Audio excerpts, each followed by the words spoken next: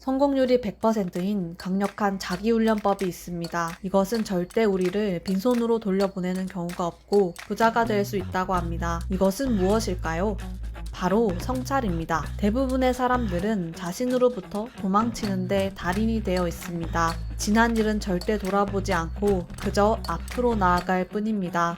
하지만 우리는 우리 나름대로 그럴 수밖에 없는 이유가 또 있었습니다. 우리의 삶은 주위를 산만하게 만드는 온갖 것들로 포화 상태인데다 성찰에 대해서는 딱히 배우지도 훈련하지도 못했기 때문에 앞만 바라보며 살아갈 수밖에 없었죠. 하지만 이런 환경에서 성찰은 더더욱 우리의 구세주가 될 수 있습니다. 많은 부자들은 성찰에 대한 중요성을 엄청나게 강조하고 있습니다. 그중 빌 게이츠는 나는 연례적으로 개인적인 시간을 가지고 내 자신과 대화합니다. 나의 강점과 약점을 돌아보고 더 나은 방향을 찾습니다. 이러한 시간이 나의 성장에 큰 영향을 미쳤습니다. 라고 말합니다. 빌 게이츠는 자기와의 대화를 통한 성찰의 중요성을 강조하며 자기 이해를 통해 더 나은 결정을 내릴 수 있는 인사이트를 얻는다고 말했습니다. 세계 최고 부자인 앨런 머스크도 실패를 겪을 때마다 다 잊어버리고 앞만 보고 가는 것이 아니라 왜 실패했는지 꼭 돌아보고 성찰하는 과정을 거친다고 합니다. 이 과정에서 교훈을 얻고 그것이 성공으로 가는 길에 가장 중요한 단서가 된다고 말합니다. 부자가 되고 더 나은 사람이 되고자 한다면 우리에게는 꼭 성찰이 필요합니다. 그래서 지금부터 여러분들께 책 유연함의 힘의 내용을 바탕으로 아무도 알려주지 않았던 성찰을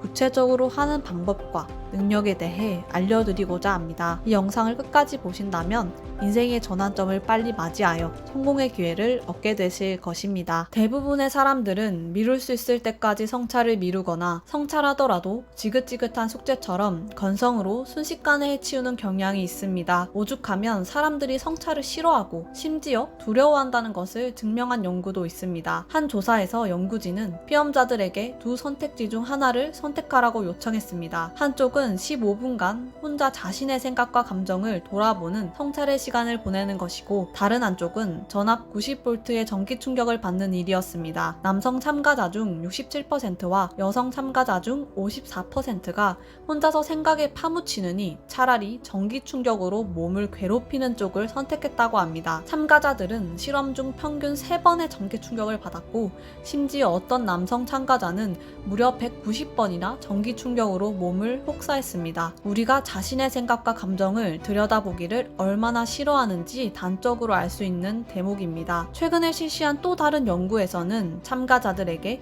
약간의 전략과 반복이 필요한 과제를 수행하도록 요청했습니다. 1차 수행이 끝난 후 연구진은 피험자들에게 양자 택일의 선택권을 주었습니다. 휴식 시간에 그 과제를 미리 연습하거나 아니면 이전의 과제 수행 내용을 돌아보며 무엇을 잘했고 잘못했는지 검토하거나 결과는 어땠을까요? 성찰보다는 미리 연습하는 것을 선택한 사람이 4배나 많았습니다. 혼자 가만히 그리고 충분히 생각하는 것보다 성과 향상을 위해 노력하는 것이 더 매력적이고 시간을 유익하게 활용하는 것처럼 보인 것이지요. 그런데 이 연구는 또 다른 사실도 밝혀냈습니다. 바로 성찰을 선택한 참가자들은 연습을 선택한 참가자들보다 과제 수행 결과가 훨씬 더 좋았다는 사실입니다. 위의 연구 결과를 보셨듯이 성찰은 정말 괴로운 것이 맞습니다. 자신을 반성하고 돌아보는 것이 여간 쉬운 일은 아닙니다. 자신이 부족하다는 것을 인정해야 하기 때문입니다. 하지만 책에서는 이런 것들을 극복하고 얻은 성찰은 큰 가치를 갖는다고 말합니다. 우리는 과거의 실패나 경험을 통해 교훈을 얻을 수 있으며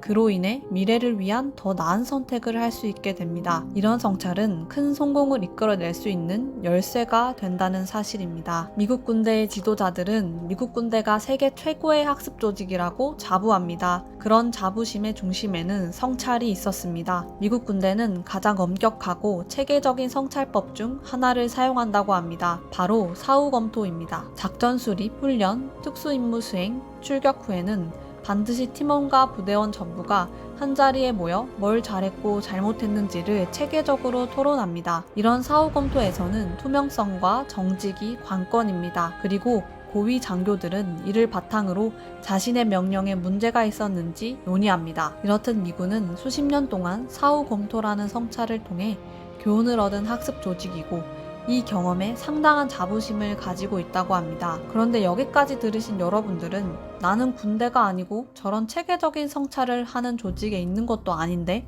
어떻게 성찰을 하지? 라고 생각하실 수 있습니다. 당연히 대부분의 개인이 미국 군대만큼 엄격하게 성찰하기란 너무 어렵습니다. 그래서 우리는 일상적인 경험을 더욱 체계적으로 성찰하게 해주는 방법을 사용할 것입니다. 실제로 많은 부자들은 그런 방법 몇 가지를 적극적으로 활용하고 있다고 합니다. 그 방법은 무엇일까요? 책 유연함의 힘에서 말하는 효과적인 성찰 방법 2가지를 알려드리겠습니다. 효과적인 성찰 방법 첫 번째, 성공과 실패를 규칙적으로 성찰하라. 업무적으로 힘들었거나 중요한 경험에 초점을 맞춰 당시 정확히 무슨 일이 있었는지 체계적으로 성찰하는 것입니다. 예를 들어 회의실을 나가는데 마음이 무겁고 피곤했다면 대화 중에 실수한 게 있었나? 아니면 그냥 회의 분위기 탓일까? 분위기를 전환하기 위해 내가 할 만한 일이 있었을까? 와 같은 성찰을 하는 것입니다. 이런 훈련법으로 여러분들은 자기 인식력이 향상되고 직면한 도전을 깊이 이해하게 되며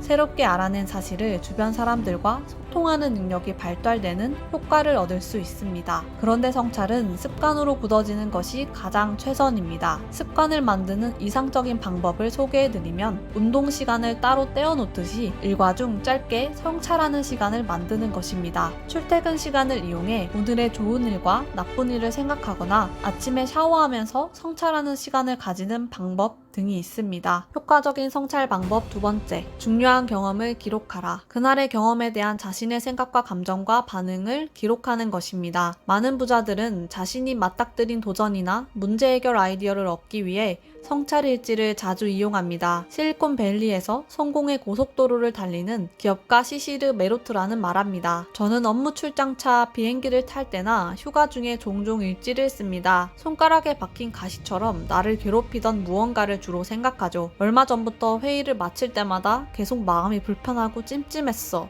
라거나 요즘은 아침에 일어날 때마다 스트레스가 장난 아냐. 답장을 못 보낸 이메일을 산더미처럼 쌓아둔 채 잠자리에 들었기 때문이야. 라는 식입니다. 일단 문제를 확인한 후에는 그에 관한 반응, 생각, 관찰 결과를 간단히 기록하죠. 이런 과정에서 떠오른 아이디어를 발전시켜 문제를 해결한 적이 아주 많습니다. 되게 곧바로 생각나지는 않습니다. 짧으면 며칠, 길면 몇 주가 걸릴 때도 있죠. 그러다 보니 버릇이 하나 생겼습니다. 성찰 일지를 항상 휴대하는 것이죠. 그래야 잠시 짬이 날 때마다 기록하고 교훈을 얻을 수 있으니까요. 징거맨스의 아리 웨인즈웨이그 CEO는 매일 아침 2-30분간 생각을 기록합니다.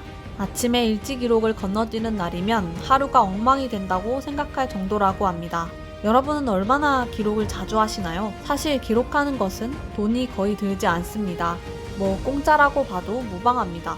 종이와 펜 한 자루, 휴대전화와 손가락만 있으면 됩니다. 그러니 부자들이 많이 한다는 돈도 들지 않고 너무나 쉬운 이 기록을 오늘부터 한번 시도해보시는 건 어떨까요? 최근에 저는 친구에게 요리를 해준 적이 있었습니다. 요리를 굉장히 잘한다고 허세를 마음껏 부려놓은 상태였습니다. 그런데 열심히 설탕을 넣고 있는데 친구가 옆에서 야 그거 소금이잖아 라고 하는 것입니다. 그때 저는 아무렇지도 않은 척을 하며 멋쩍게 다시 요리를 한 기억이 있습니다. 이때 나의 실수를 돌아보는 건 어쩌면 불편하고 어려운 일이 될 수 있습니다. 왜 그럴까요? 그 이유는 실수를 인정하고 싶지 않기 때문입니다. 제가 소금을 넣어버렸을 때 그 사실을 인정하기가 어려웠습니다. 인정하게 되면 내가 조심하지 않았다는 자각이 되기 때문입니다. 마치 어떻게 이렇게 멍청한 실수를 했지? 라는 생각이 들게 되어 불편해지는 것이지요. 성찰이 불편한 점은 과거의 행동을 돌아보고 그것을 반성해야 된다는 점입니다. 내가 얼마나 부주의했던 건지를 되새겨 보아야 하죠. 그렇게 되면 나 자신을 자책하게 되고 그건 좋은 느낌이 아닙니다. 그래서 자꾸 뒤는 돌아보지 않고 앞만 생각하자 하며 합리화를 하게 되는 순간들이 많았습니다. 되게 가벼운 일을 할 수 있지만 많은 의미를 내포하고 있습니다. 실수를 바로 인정하고 반성할 수 있는 성찰의 용기를 가지게 된다면 많은 어려움과 실패들은 매우 가치 있는 경험으로 뒤바뀌게 되는 것입니다. 성찰을 통해 우리는 더 나은 방향으로 나아갈 수 있는 교훈을 얻을 수 있습니다. 제가 설탕 대신 소금을 넣었던 상황을 돌아보며 나중에 요리할 때는 구별이 안 가면 한번 맛이라도 봐야겠다는 깨우침을 얻게 됩니다. 이런 교훈을 얻으면서 실패와 실수는 단순한 자책이 아니라 성장의 기회가 될 수 있다는 것을 느낄 수 있었습니다. 실존주의 철학자 롤로 메이는 말합니다. 인간은 길을 잃었을 때 더 빨리 달린다. 이는 인간의 모순된 습관 중 하나다.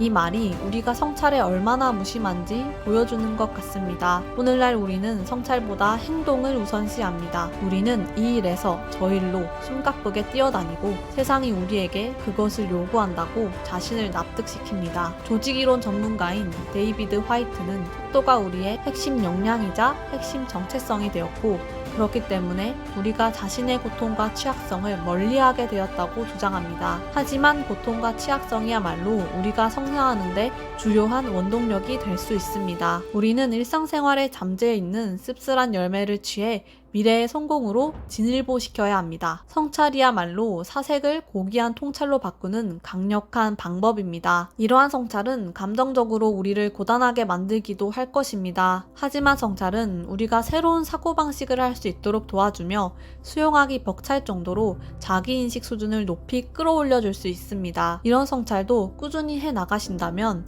힘들고 고달플 때마다 내가 학습하고 성장하는 중이구나 라는 신호로 받아들이며 결국에는 그런 불편함을 두 팔 벌려 환영하게 될 것입니다. 여러분들 모두 이런 귀한 성찰을 규칙적인 일상생활의 일부로 만들어 미래의 성장과 성공 반열에 꼭 올라타시기를 바랍니다. 그럼 여러분, 오늘도 긍정적인 에너지를 가지고 행복한 하루 보내시길 바라며 다음 영상에서 다시 찾아뵙겠습니다. 이 영상이 도움이 되셨다면 좋아요와 구독을 부탁드립니다. 감사합니다.